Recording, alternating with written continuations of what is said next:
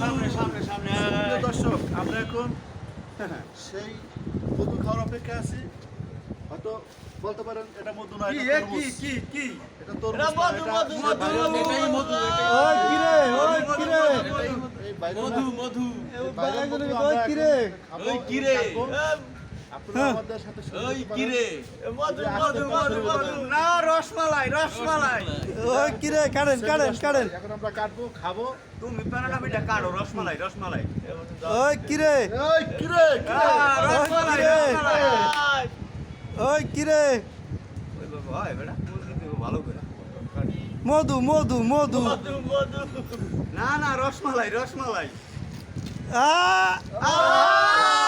রসমালাই রসমালাই মধু মধু কিরে, কিরে? কিরে মধু